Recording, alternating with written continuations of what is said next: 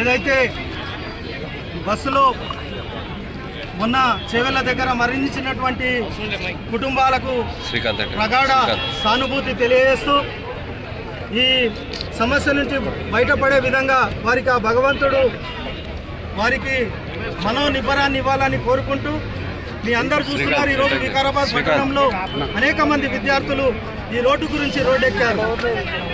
మనం చాలా సందర్భాల్లో అనేక రకాల యాక్సిడెంట్లు జరిగినాయి. హైదరాబాద్ నుంచి బయటికి వెళ్ళేటువంటి అనేక రహదారులు, చాలా రహదారులు ఉన్నాయి. అన్ని రహదారులు కూడా డెవలప్ అయినాయి. కేవలం వికారాబాద్కు సంబంధించినటువంటి రోడ్డు మాత్రమే ఈరోజు డెవలప్ కాకుండా ఉన్నది. మరియు దీన్ని నేషనల్ హైవే కిందకి ప్రకటించారు.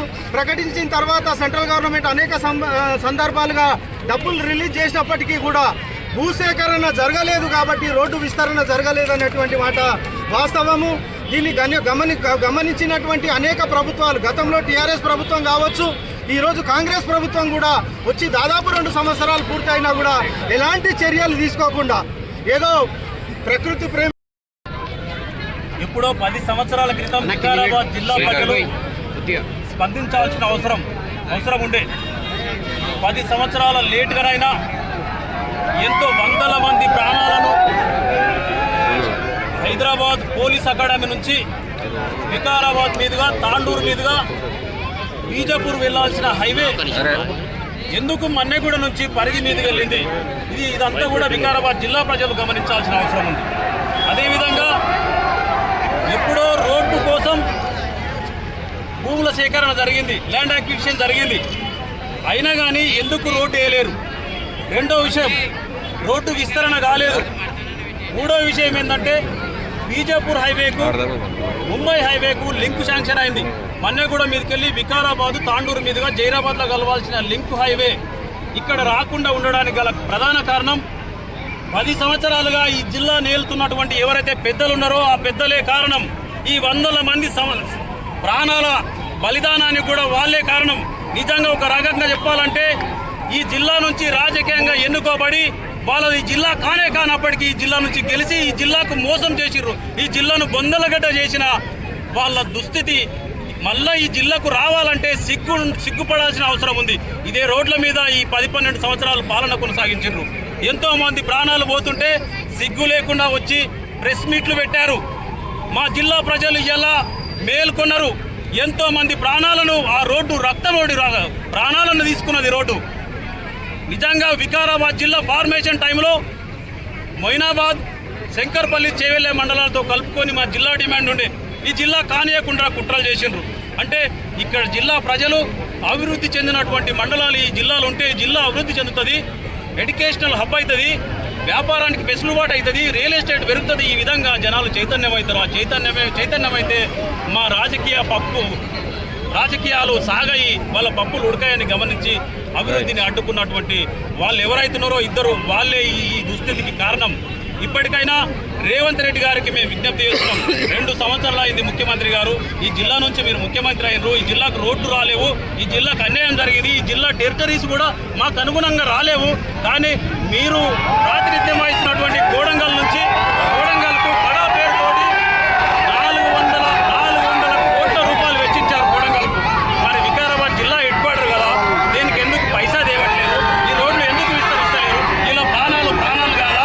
ఖచ్చితంగా వికారాబాద్ జిల్లా ప్రజలమైన మేము ఖచ్చితంగా ఈ ఉద్యమాన్ని ఉధృతం చేసి ఒక్క రాజకీయ నాయకుని కూడా తిరగనియం. ఖబర్దార్ బిడ్డ, ఏ రాజకీయ నాయకుడైనా ఇక్కడ ఓట్లేసుకొని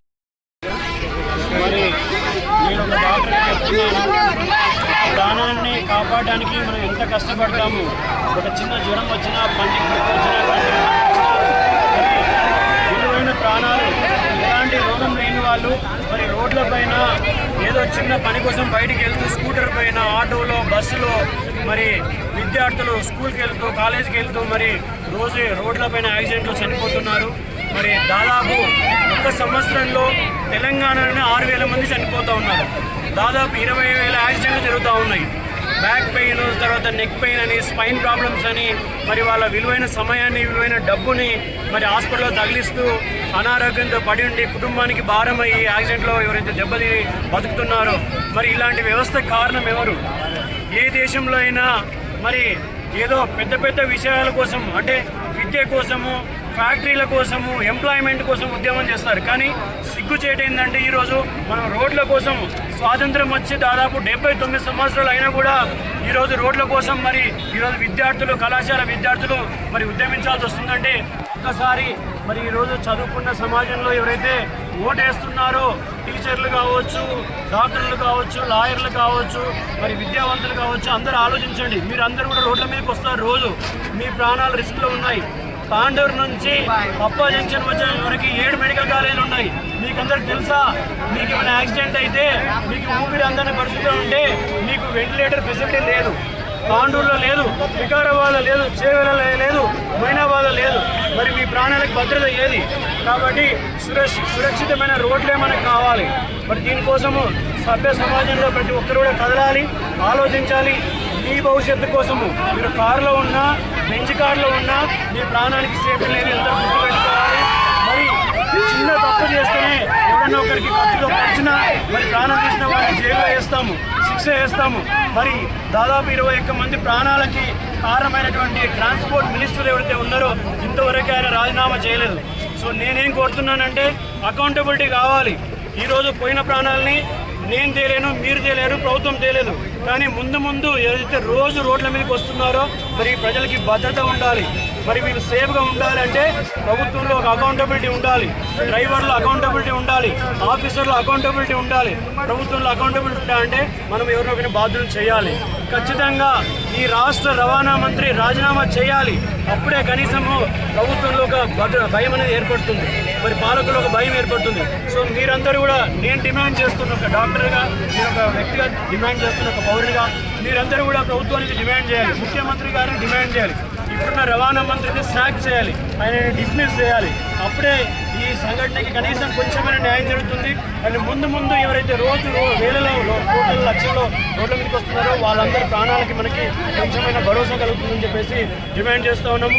ఈ ఉద్యమాన్ని విద్యార్థులు మరి కళాశాల సకల జనులు మరి సమ్మేళనాలతో ముందుకు తీసుకెళ్లి వికారాబాద్ జిల్లాలోని ప్రతి రోడ్డు కూడా మరి మరమ్మతులై రిపేర్ అయ్యేంత వరకు కూడా ఈ ఉద్యమం కొనసాగిస్తుందని చెప్పేసి నేను తెలియజేస్తున్నాను. మరి రాజకీయ నాయకులు పార్టీలకు అతీతంగా మీరందరూ కూడా ముందుకు రావాలి, రాజకీయాలు పక్కకు పెట్టి మరి అవసరమైతే ఇక్కడ ఎవరైతే ఎమ్మెల్యేలు ఉన్నారో, ఎంపీలు ఉన్నారో, మంత్రులు ఉన్నారో మీరు రాజీనామా చేయాలి. ప్రభుత్వంగా ఫండ్స్ అలొకేట్ చేయకపోతే మీరు ప్రభుత్వాన్ని పైన ఒత్తిడి తీసుకురావాలి. ఒత్తిడి తీసుకురావడానికి అవసరమైతే మీరు రాజీనామా చేయాలి. ప్రజల పక్షాన ఉండి మీరు పోరాడాలని చెప్పేసి నేను డిమాండ్ చేస్తా ఉన్నాను.